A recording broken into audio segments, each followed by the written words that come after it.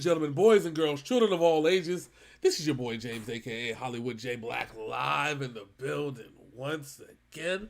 Back with another Synful Blaq Reacts. And I got my main mans. Big MFing, sinners in the building. How you doing today, sir? Man, I'm doing lovely. We have been visited by some old friends here today. Yes, friends old and new.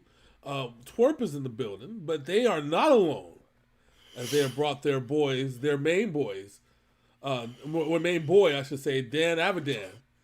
Dan Avidan wears so many hats at this point. He's like 9 people. Just saying. Remember, he's not so grumpy, okay? Yeah, yes. He's a YouTube show host, a musician for like 4 or 5 different bands, producer, videographer, director, all kinds of shit. So, but this is something a little bit different, as TWRP is doing a cover for the from the main song from War of the Worlds, which is the Eve of the Wars, the opening track to the musical. If you don't know about that, if you do know about that, that means you're in tune with the world, which is nice. I always like to have somebody in tune with the world. But if you're not, there's a whole thing, War of the Worlds and War of the Worlds, War of the Worlds. See, I can do it. I'm good. See, War of the Worlds. Very great musical, great movie. And wasn't there a Tom Cruise adaptation, which was kind of mad. There was a remake. That was mad. Yeah, that's mad. Mad best, And when we say mad, we mean mad. Mad. Out of 1 to 10, it was like 6, 7. But the Tupperware remix party we love because they're just so funky. Yes. They're so funky. They were asked it was time to get funky right before they do the cha-cha slide. When Old Boy said it's time to get funky, and that they were referring to TWRP. That's what it was. So right, exactly. So Big Sin, yes sir. Are you ready to find out what their adaptation to this beautiful, beautiful song is? Oh yes, I am. Right. Well, without further ado, this is TWRP, Dan Avidan, War of the Worlds. The Eve of War, right here on Synful Blaq Reacts. Let's go. .com.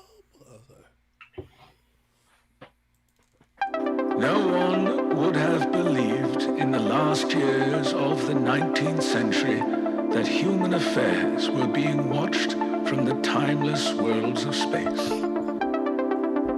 No one could have dreamed that we were being scrutinized as someone with a microscope studies creatures that swarm and multiply in a drop of water. Few men even considered the possibility of life on other planets. And yet, across the gulf of space, minds immeasurably superior to ours regarded this Earth with envious eyes. And slowly and surely, they drew their plans against us.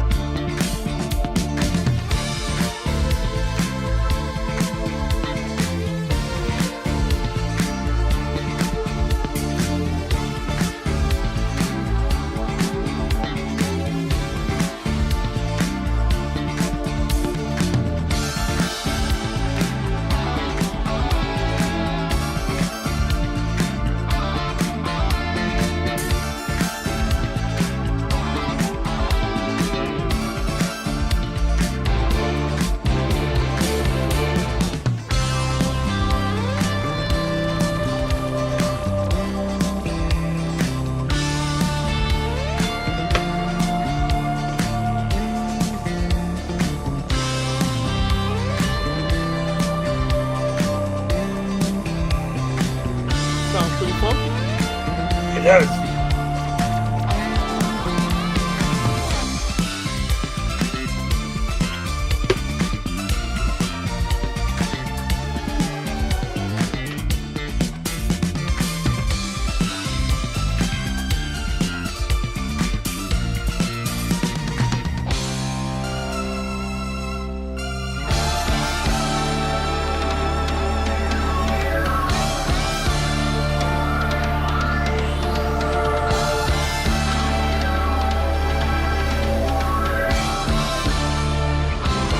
Just some lo-fi shit you put on the background while you're doing things. All right.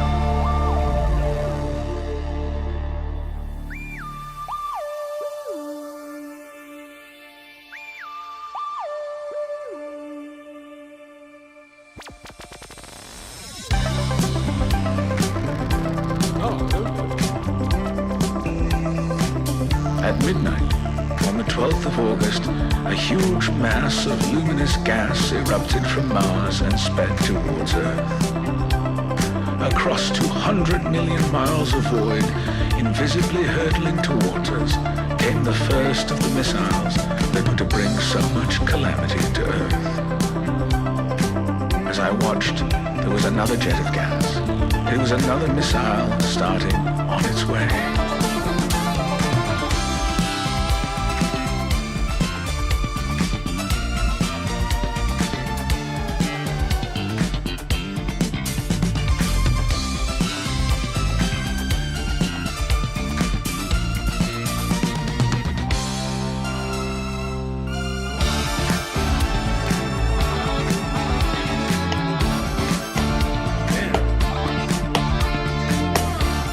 They're such an amazing band. You have seen them turn everything they touch in gold. And that's how it was for the next 10 nights. The flare spurting out from Mars. Bright green, drawing the green mist behind it. Beautiful, but somehow disturbing sight. Ogilvy, the astronomer, assured me we were in no danger. He was convinced there could be no living thing on that remote, forbidding planet. The chances of anything coming from Mars are 1,000,000 to 1, he said. The chances of anything coming from Mars are 1,000,000 to 1, but still they come. Then came the night the first missile approached Earth. It was thought to be an ordinary falling star, but the next day there was a huge crater in the middle of the comet, and Ogilvy came to examine what lay there. A cylinder, 30 yards across, glowing hot, and with faint sounds of movement coming from within. Suddenly the top began moving, rotating, unscrewing, and Ogilvy feared there was a man inside trying to escape. He rushed to the cylinder, but the intense heat stopped him before he could burn himself on the metal. The chances of anything coming from Mars are 1,000,000 to 1, he said. The chances of anything coming from Mars are 1,000,000 to 1, but still they come. Yes, the chances of anything coming from Mars are 1,000,000 to 1, he said. The chances of anything coming from Mars are 1,000,000 to 1, but still they come.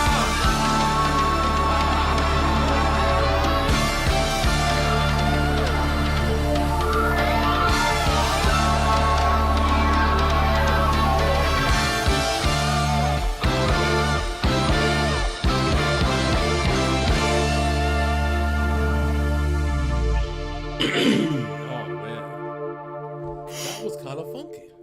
It was kind of quick, and once it got past the instrumental, but I want to praise the instrumental portion of this because they channeled their own emotions and feelings into this. Yeah, I guarantee you that this is one of those things that came up when they were just all like, they're probably working on the new album, and they just started playing this song and shit just to get in the mood, and it just, all right, let's do this shit. You know what I'm saying? Yeah, that's what it seems like. That's fucking amazing, man. I'm fucking here for it. But TWRP is amazing. These boys, they are something else, man. They are. No, they are. It's obviously, as we've always said, like sometimes certain people they just have a way of just channeling certain things, and they obviously they just know what to do. They know every time they come through, and no matter what song they have done, whether it's a cover or their own original material. They bring that funk, that fresh stuff. You know what I'm saying? That fire, and a lot of bands don't deliver that anymore. But I also know a lot of people in this generation yeah, won't understand stuff like this. no, and that's what I love about it because you guys like me, you can celebrate it because our music heritage goes way back in the times. We can appreciate anything from the '60s all the way to now. You know what I'm saying? It's that's our palette. A lot of newer generation doesn't understand about stuff like this, how amazing this is. And again, War of the Worlds is old school. You know what I'm saying? Yeah. And I mean, to the layman, what they did is just basic, but there is a lot of stuff in that they needed to do because they're a 4-man group, 1 keyboard, 1 drum, a guitarist, and a bassist. That's all they are. yeah, And they're able to do things. Shit, we saw with the DuckTales and the Simpsons and all that shit they did when they're doing those little minute-long things. yeah, How they turn everything into their own. yeah. And then adding Dan's voice in the back half was a pleasant surprise. You know what I'm saying? Well, yeah, because you establish the song, you establish the basis of it, you establish the beat and the vibe, and then you just roll with it. Yep. You gotta love. Like I said, that's the reason why you love it because they just know. That's really what it is. They come into a track and they don't go crazy outside of their wheelhouse. But you know what? They will do what they do better than anybody else can do, and they'll kick some ass.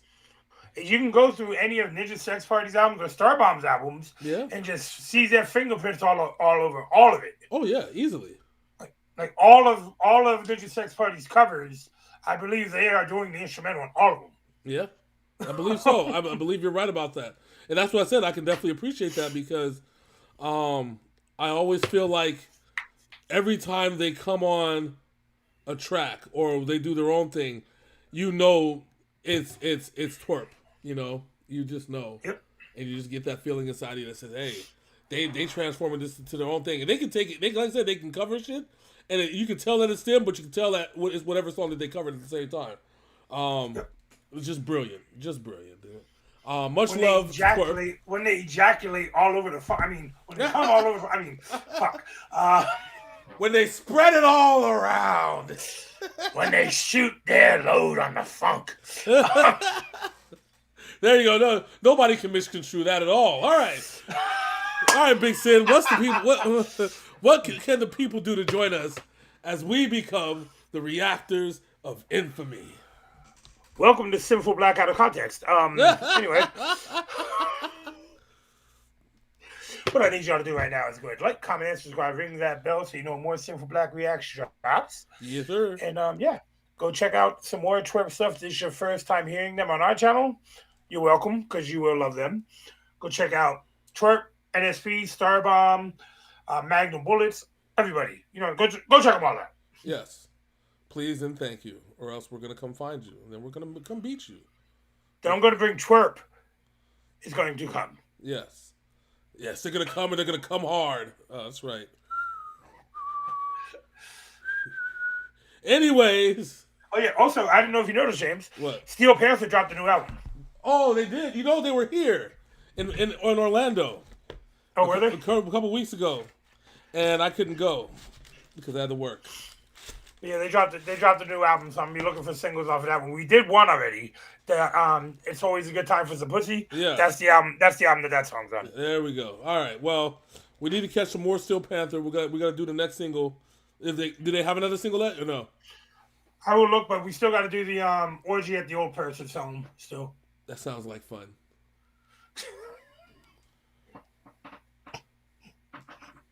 What? So yeah, that's coming soon. You know what really grinds my gears? What's that? I don't really think this is the episode for it, but so this one dude says to all you 20-some-year-olds, there's a fresh batch of adults coming out of high school, right? A fresh batch of adults coming out for you to date. And in my head, I'm like, that's kind of pushing the borderline because, but they're still adults, whatever. They call this man all kinds of names in the book. But if you do the same thing, but it's okay for somebody to be a cougar and be like a 50-some-year-old or 60-something-year-old since you want to bring up age, and then to date somebody in their 20s, 30s, and such. That's weird. And the reason why I say this is because we talked about the orgy of the old folks' home. Who's showing up, okay? Who has enough stamina to please everybody? That's right, the 20 and the 30-year-olds, okay? The only warning I have about adults right now with people coming up in their 20s, please teach them how to change tires, because none of them know how to. Yeah, at bare minimum. Change a tire and a fucking battery, okay? And that's it. If we can start there, I think we'll be okay. I tell you one thing. I drive by a motherfucker. If the dude is standing on the side of the freeway and the chick is changing the tire, I'm going to get out my car and fuck that dude up. And then change the tire. But it's fucked up. Unless she is working. Unless she's from AAA or something. That's even... All right, but hold on. Wait a minute. That's even more fucked up. Let's think about it for a second here. He couldn't be bothered to do a job at AAA, right? So he had to call somebody to come change the tire. The only time I ever call AAA is if my car can no longer move. Okay? Right.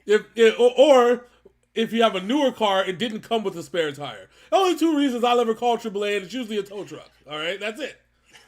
That's fucking it.